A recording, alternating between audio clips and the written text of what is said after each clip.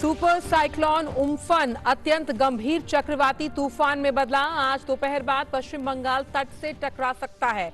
पश्चिम बंगाल और ओडिशा के तटीय जिलों में चक्रवात से निपटने की तैयारी पूरी। 50 लाख से अधिक लोगों को सुरक्षित स्थानों पर पहुंचाया गया।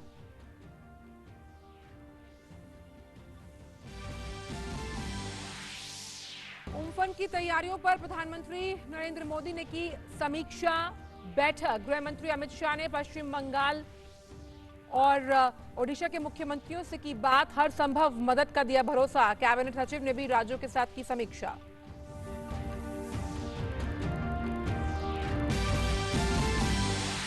हालात से निपटने के लिए पश्चिम बंगाल और ओडिशा में एनडीआरएफ की 41 टीमें तैनात। नौसेना और वायुसेना भी तैयार। ऊर्जा और दूरसंचार ने भी की पूरी तैयारी।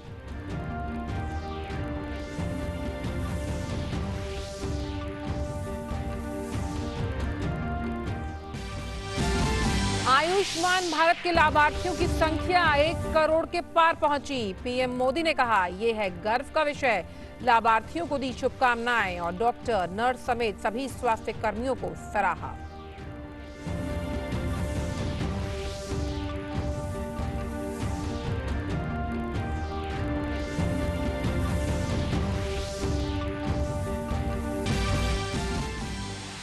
भारतीय रेल लेकर आई राहत का पैगाम। 2 दिन के भीतर श्रमिकों के लिए ट्रेनों की संख्या दोगुनी करने का फैसला। श्रमिकों को नजदीकी स्टेशन ले जाने की व्यवस्था की जाएगी। 1 जून से चलेंगी 200 नॉन एसी ट्रेन। जल्द शुरू होगी ऑनलाइन बुकिंग।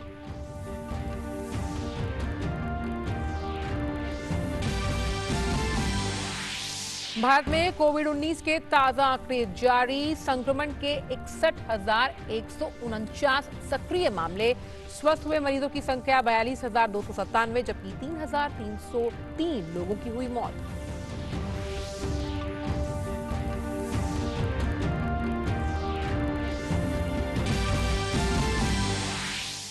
दुनिया में कोरोना से संक्रमितों की संख्या 48,97,000 के पार, जबकि 3,23,000 से अधिक लोगों की मौत।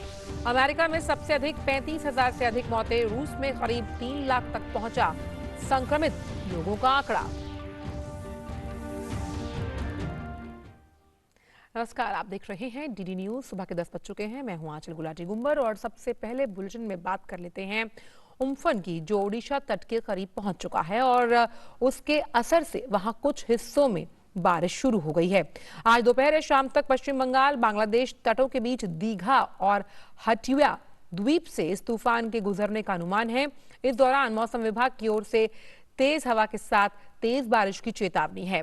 हवाओं की गति लगातार 155 से 165 किलोमीटर प्रति घंटा बनी रहेगी, जो बीच बीच में 180 किलोमीटर प्रति घंटे की रफ्तार पकड़ सकती है। इस रफ्तार की तेज हवाओं से काफी ज्यादा नुकसान की आशंका है। हालांकि केंद्र सरकार ने दोनों राज्यों के साथ मिलकर आने वाले उम्फन तूफान से निपटने की पूरी तैयारी कर ली। केंद्रीय गृह मंत्री अमित शाह ने मंगलवार को पश्चिम बंगाल के मुख्यमंत्री ममता बनर्जी और ओडिशा के मुख्यमंत्री नवीन पटनायक से फोन पर बात की और उन्हें महाचक्रवात उम्फन से उत्पन्न होने वाली स्थिति से निपटने के लिए हर संभव मदद का आश्वासन दिया। अभी तक दोनों राज्यों के तटीय जिलों से 50 लाख से अधिक लोगों को सुरक्षित स्थानों पर पहुंचाया जा चुका है।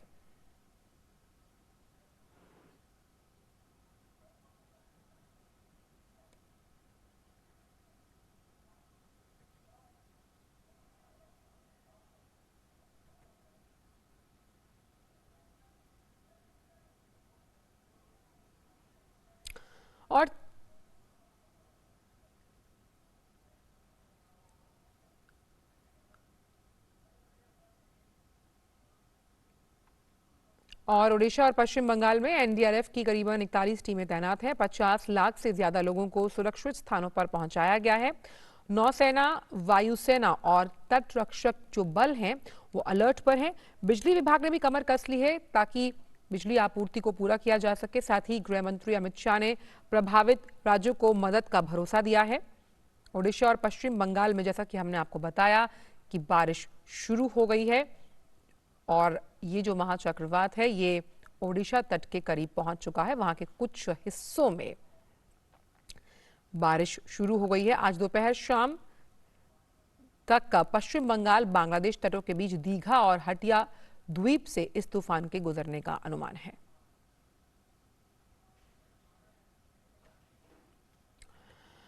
और इस पूरे मामले पर ज्यादा बातचीत के साथ हमारे साथ जुड़ गई हैं रिजवाना अख्तर। रिजवाना, लगातार हम सुबह से आपसे अपडेट्स ले रहे हैं और जिस तरह का अपडेट अब है वो ये है कि जो ओडिशा तट है उसके काफी करीब पहुंच चुका है ये उम्फन महाचक्रवात के रूप में और बहुत से हिस्सों में वहां पर बारिश शुरू हो गई है। किस तरह के हालात इस वक्त वहां पर है और जो एनडीआरएफ की टीमें हैं किस तरह से स्थानीय प्रशासन के साथ मिलकर कर रही हैं काम? यही है कि पारादीप जो है सबसे ज्यादा अफेक्टेड हुई है।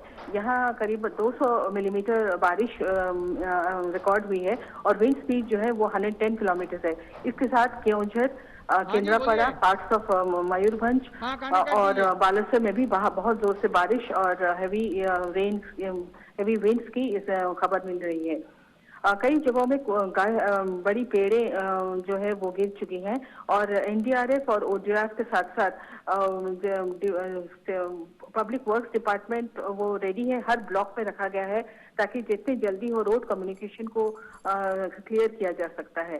चीफ सेक्रेटरी ने कहा अभी कि अभी नेक्स्ट 6 घंटा जो है वो ही सबसे ज्यादा इम्पोर्टेंट होगी क्योंकि इस 6 घंटा में ये जो है उम्फुन उड़ीसा तट को क्लियर कर देगी। अभी रिपोर्ट आई है कि एक छोटी बच्ची भद्रक में, लेकिन अनकंफर्म्ड है, ऑफिशियल सोर्सेज से अभी तक पता नहीं चला है कि कच्चे घर की ढह जाने की वजह से एक बच्चे की मौत हुई है। यही तो एडमिनिस्ट्रेशन यही कोशिश कर रही थी कि सारे लोग जो कच्चे घर में हैं और सी कोस्ट के करीब में हैं उन सबको इवैक्यूएट किया जाए। कल देर रात तक इवैक्यूएशन चल रही थी, आज सुबह से भी इवैक्यूएशन चल रही है। करीब 1,40,000 लोग इन 4 डिस्ट्रिक्ट्स में उनको इवैक्यूएट कर दिया गया है साइक्लोनिक शेल्टर में और पंचायत हाउसेज में जो अभी टेम्परेरी साइक्लोनिक शेल्टर्स बने हुए हैं। लेकिन ये एक अनकन्फर्म रिपोर्ट अभी आई है, इसे अभी कंफर्म नहीं हुआ है। बिल्कुल, लगातार आप इस पर नजर बनाए रखें। हमारे साथ दीघा से भी जुड़ गए हैं हमारे संवाददाता अनिमृतो। इस पर अगर दीघा के हालात की बात की जाए किस तरह से वहां पर माहौल है, क्योंकि हम लगातार सुबह से आपसे अपडेट्स ले रहे हैं, बारिश का माहौल वहां पर भी बताया जा रहा है, किस तरह से काम किया जा रहा है एनडीआरएफ द्वारा वहां पर? Absolute turbulent situation is prevailing right at this point of time at Digha. The sea surface has become, rough, and as you know, all the coastal belts of West Bengal put on high alert, and all stationary and cautionary signal has been sounded here at Digha. Under the influence of the super cyclone Amphan, incessant rainfall is happening to take place. Windy situation is prevailing here. The people who are living in the kacha houses and the thatched houses were removed. They are vacated. They were taken to secure cyclone shelter, and the NDRF and SDRF, they are acting in cohesion. They are constantly doing the miking, and advisory has also been given and asking the people not to come outdoor. Asking them repeatedly to remain indoor. That is the advisory has been given. And the biggest challenge that the administration is facing this time is the COVID-19 issue. Because of this thing, social distancing is to be made. So the people who have been taken at the secured shelter, they are also the social distancing are to be made. So the administration here has requisitioned several schools and even hotels. Absolutely, Digha right at this point of time is wearing a bleak look. No tourist is here, and at this time tourists used to crowd this place, but because of this COVID-19 issue, no tourist is here. This is indeed the biggest advantage of the administration. So they have kept ready of the several hotels where if the time demands, the people will be taken to give shelter at the hotels too. In other words, all the foodstuffs have been kept ready, dry foods have been made ready, and packed mineral waters that have been kept ready, tarpaulin had been ready. So all precaution has been taken, and the administration is keeping their finger crossed at what time the super cyclone Amphan will make a landfall. बिल्कुल, और लगातार इसी पर बातचीत करने के लिए आप सभी हमारे साथ बने रहें। कोलकाता से हमारे संवाददाता मौमिता भी जुड़ी हुई है। मौमिता, कोलकाता की अगर बात की जाए, किस तरह से वहां पर अभी माहौल है? हम जानते हैं कि महाचक्रवात को लेकर वहां पर भी स्थानीय प्रशासन जो है वो केंद्र सरकार के साथ मिलकर लगातार पुरजोर तैयारी कर रहा है, ताकि जो सबसे अहम प्रतिबद्धता है कि जान माल को नुकसान ना हो, वो ना हो।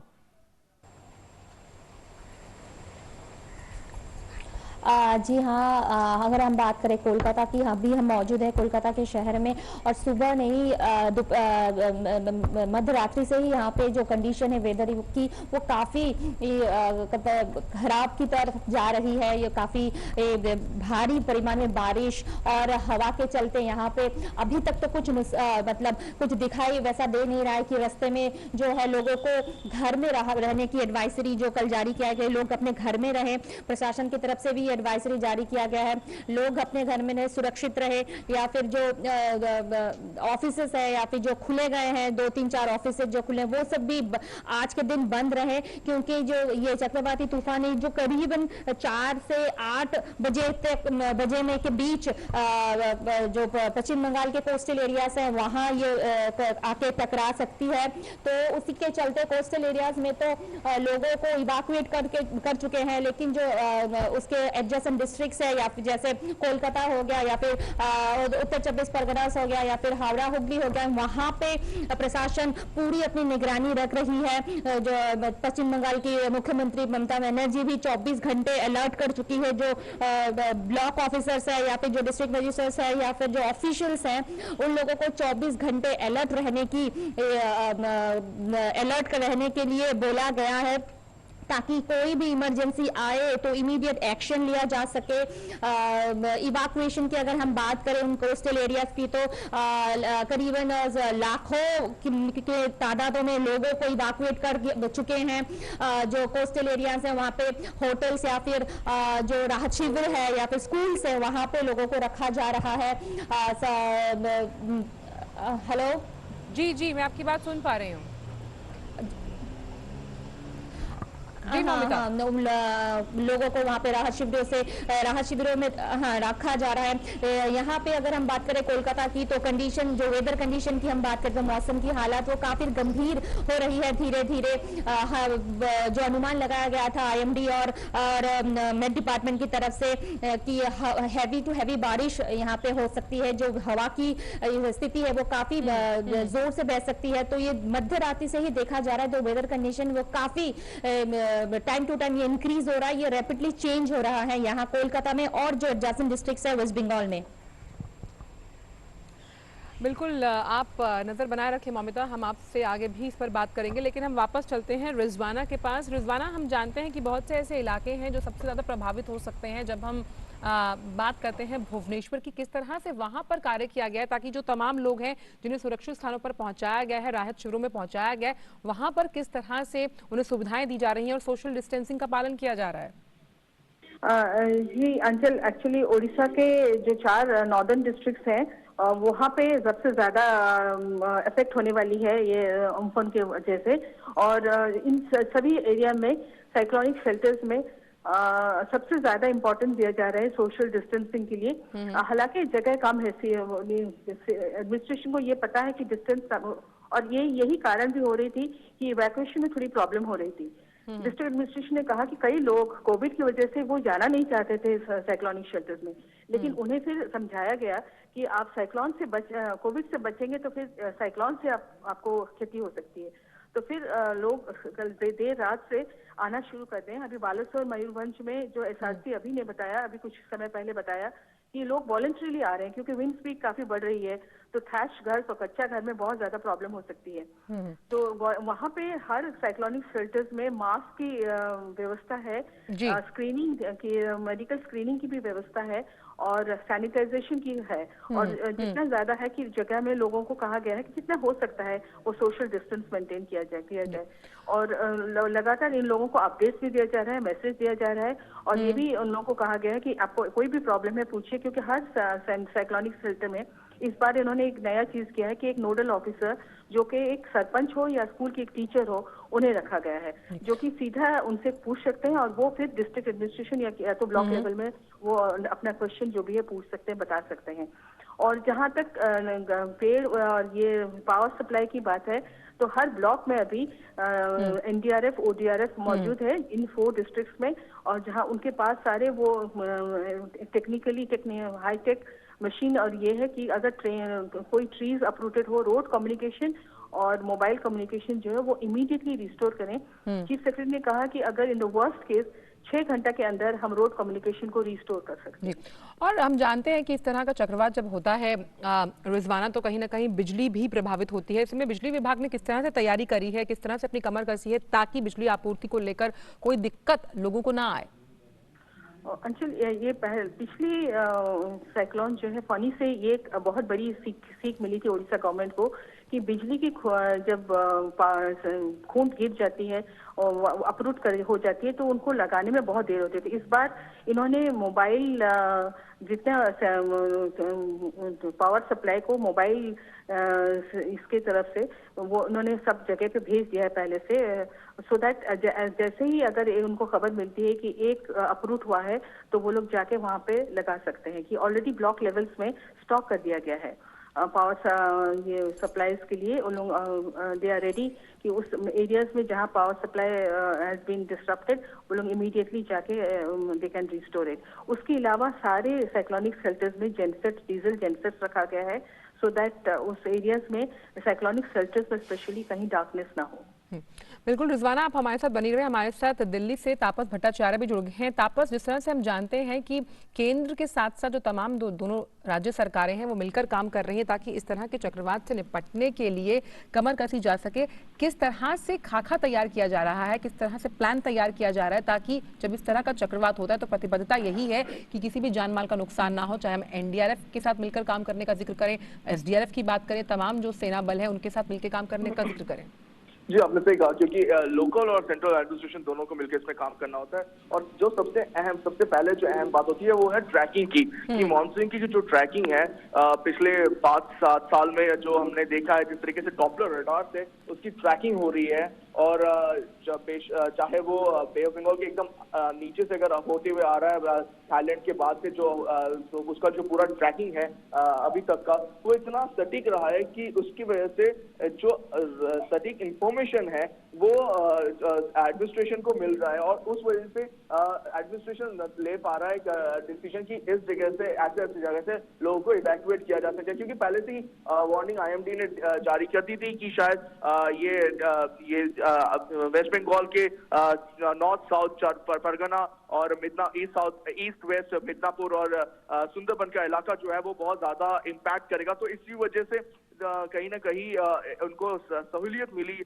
एनडीआरएफ और जो स्टेट एडमिनिस्ट्रेशन के जो अधिकारी हैं उनको, कि लोगों को इवैक्यूएट करने में। अगर ये ना मिलता तो शायद बहुत बड़ा खतरा हो सकता था, क्योंकि लास्ट 1999 में जो सुपर साइक्लोन आया था उसमें बहुत ज्यादा जान माल का नुकसान हुआ था, बहुत से लोगों की जाने गई थी, बहुत से जो प्रॉपर्टीज है वो डिस्ट्रॉयड हुई थी इसी वजह से, क्योंकि उस टाइम पे शायद ठीक से ट्रैकिंग नहीं हो पाई थी। लेकिन आज इस वक्त 2020 में हमारी जो साइंस है इतनी प्रगति कर ली है, डॉपलर रडार से हम लोग पूरा जो आज की डेट में जो सबसे उन्नत रडार है उससे हम लोग पूरा पता कर पाते हैं, ना सिर्फ जमीनी तौर पे बट जो यहाँ पे समुद्र में भी जहाँ पे ये साइक्लोन उत्पन्न होता है वहां से जिस तरीके से अभी जो इस वक्त का अभी सबसे बड़ा जो है जो अभी इस वक्त 10 बजे के करीब आईएमडी ने अपना बुलेटिन जारी किया है, उसके मुताबिक इस वक्त जो जो साइक्लोन है वो 123 kilometre south east of Paradip पे और 177 किलोमीटर साउथ ईस्ट दीघा पे इस वक्त है, और इसकी जो स्पीड है वो इस वक्त नापी गई है 165 से 175 और किलोमीटर पर आवर, और 190 किलोमीटर पर आवर गस्टिंग हो सकती है, इसकी स्पीड बढ़ सकती है। तो और इसका जो अभी इस वक्त पारादीप और वो जो आसपास के जो इलाके में है उसका करीब 190 से 120 तक इसकी स्पीड नापी जा रही है। तो ये जो विंड स्पीड कहिए, ये जो इसका जो ट्रैकिंग जिसका जो पूरा जो तरीका जहाँ से स्टार्ट से लेके एंड तक का जो पूरा ट्रैकिंग है वो एक तरह से एक अहम भूमिका निभा बिल्कुल, रहा बहुत है। अहम आपने कहा कि जो बुलेटिन जारी किया गया है आईएमडी द्वारा, उसमें साफ तौर पर बताया जा रहा है कि तीव्र हो सकता है और तीव्र हो रहा है तूफान। बहुत बहुत शुक्रिया तापस, इन तमाम जानकारियों को हमसे साझा करने के लिए, अनिमृतों का दीघा से जुड़ने के लिए, रिजवाना का भी, और साथ ही साथ मौमिता का कोलकाता से जुड़ने के लिए। आप सभी का शुक्रिया इन तमाम जानकारियों को हमसे साझा करने के लिए। और आइए अब बात कर लेते हैं आयुष्मान भारत योजना की, जिसका लाभ लेने वाले लोगों की संख्या 1 करोड़ के पार पहुंच गई। इसकी सफलता पर प्रधानमंत्री नरेंद्र मोदी ने doctor, nurse, health care staff की तारीफ की। उन्होंने ट्वीट के जरिए इस पर खुशी जताई और कहा कि हर भारतीय को ये जानकर गर्व होगा कि आयुष्मान भारत योजना के लाभार्थियों की संख्या 1 करोड़ को पार कर चुकी है। 2 साल से भी कम वक्त में इस प्रयास से कई लोगों की जिंदगी पर सकारात्मक प्रभाव पड़ा। पीएम ने सभी लाभार्थियों और उनके परिवारों को शुभकामनाएं दी और उनके अच्छे स्वास्थ्य की कामना की है। प्रधानमंत्री ने कहा, हर भारतीय को जानकर गर्व होगा कि आयुष्मान भारत योजना के लाभार्थियों की संख्या 1 करोड़ को पार कर चुकी है। ये ट्वीट है प्रधानमंत्री नरेंद्र मोदी का। 2 साल से भी कम वक्त में इस प्रयास से कई लोगों की जिंदगी पर सकारात्मक प्रभाव पड़ा है। मैं सभी लाभार्थियों और उनके परिवारों को शुभकामनाएं देता हूं। मैं उनके अच्छे स्वास्थ्य की कामना भी करता हूं। साथ ही पीएम ने डॉक्टर्स, नर्सेस, स्वास्थ्य कर्मचारियों और आयुष्मान भारत से जुड़े सभी लोगों की सराहना की और कहा कि उनके प्रयासों ने इसे दुनिया का सबसे बड़ा स्वास्थ्य सेवा कार्यक्रम बना दिया। इस पहल ने कई भारतीयों, विशेष रूप से गरीबों और दलितों का विश्वास जीता। आयुष्मान भारत का सबसे बड़ा लाभ पोर्टेबिलिटी है। लाभार्थी न केवल जहां वो पंजीकृत है, बल्कि भारत के अन्य हिस्सों में भी उच्च गुणवत्ता और सस्ती चिकित्सा देखभाल प्राप्त कर सकता है। और इसी पूरी जानकारी पर बात करने के लिए हमारे साथ जुड़ गए हैं सुधाकर, जिस तरह से हम इसे एक उपलब्धि मान सकते हैं जब हम आयुष्मान भारत के आंकड़ों का जिक्र कर रहे हैं, वहीं सबसे बड़ी ताकत अगर इसकी देखी जाए तो वो पोर्टेबिलिटी है कि जहां पर आप पंजीकृत है वहां तो आप इलाज करा ही सकते हैं, लेकिन भारत के किसी भी हिस्से में जाकर आप इस आयुष्मान भारत योजना का लाभ ले सकते हैं। बिल्कुल, देखिए, और आंचल करीब सितंबर 2018 में ये लॉन्च हुआ था। करीब 1.5 वर्षों में 1 करोड़ बेनिफिशियरीज तक पहुंचना और इसी तरीके से मुमकिन हुआ है। खासतौर से पोर्टेबिलिटी, कार्ड आपका कहीं भी बना हो, किसी राज्य में इश्यू हुआ हो, लेकिन आप इलाज कहीं भी करा सकते हैं। देश के किसी हिस्से में अगर आप बीमार पड़े हैं, आपके पास पैसे नहीं है, आपको बिल्कुल चिंता करने की जरूरत नहीं है। और एक तरह से ये देश के 50 करोड़ भारतीयों का, 50 करोड़ देशवासियों का भविष्य सुरक्षित बनाता है, उनके स्वास्थ्य की रक्षा करता है। और इतना बड़ा भरोसा शायद ही किसी और चीज से देशवासियों को मिलता होगा। 5 लाख रुपए तक की इलाज की सुविधा, बिना किसी चिंता के आप सिर्फ जाके अस्पताल में भर्ती हो जाइए, इतना ही आपको करना है। और गरीबों को इस तरह की मदद मिली है। और देखिए, इसी वजह से इतने सारे लाभार्थियों ने इसका लाभ उठाया। 1 करोड़ की ये संख्या पहुंच गई है और अभी करीब 12.5 करोड़ लोगों को जो कार्ड्स हैं वो इश्यू हो चुके हैं। और लगातार कोशिश जारी है कि हर व्यक्ति तक जो 50 करोड़ हितधारक हैं इसके, उन तक कार्ड पहुंचाया जाए। देश भर में 25,000 से ज्यादा अस्पताल, यानी एक तरह से कह सकते हैं कि हर राज्य में 800-900 अस्पताल जो है इस योजना से जुड़े हुए हैं और हर जिले में 5 से 7-10 अस्पताल इस योजना से जुड़े हुए हैं। तो इसका मतलब है कि स्वास्थ्य सुविधाओं की कोई कमी नहीं है। अगर आप कहीं भी बीमार पड़ते हैं तो वहां आयुष्मान भारत का एक अस्पताल है, उससे जुड़ा हुआ एक अस्पताल है, वहां जाके ये तमाम गरीब अपना इलाज करा सकते हैं। तो एक बहुत बड़ी मदद, और एक तरह से इसकी वजह से स्वास्थ्य को लेकर जो गरीबों का खर्चा होता था उसमें एक बहुत बड़ी कह सकते हैं बचत हुई है। और इसकी तारीफ एक तरह से दुनिया के, चाहे संयुक्त राष्ट्र संघ हो, विश्व स्वास्थ्य संगठन हो, तमाम एजेंसियों ने की है। जिस तरह का ये दुनिया का एक हेल्थ इंश्योरेंस का सबसे बड़ा कवर देता है। बिल्कुल, बहुत बहुत शुक्रिया इन तमाम जानकारियों को साझा करने के लिए। लेकिन हमारे साथ नितेंद्र भी जुड़े हुए हैं, हमारे संवाददाता। नितेंद्र, हम जानते हैं कि जिस तरह से आयुष्मान भारत की जो योजना है, इसके जो लाभार्थी हैं वो 1 करोड़ की संख्या को तो पार कर ही गए, लेकिन हम जानते हैं कि इस प्रयास से लोगों की जिंदगी में सकारात्मक प्रभाव पड़ा है। खास तौर पर जब हम बात करते हैं उस हाशिए पर पड़े समाज के लोगों की, जिनके लिए चिकित्सा काफी महंगी मानी जाती थी, उनके लिए अब चिकित्सा कहीं ना कहीं बहुत सस्ती होती हुई।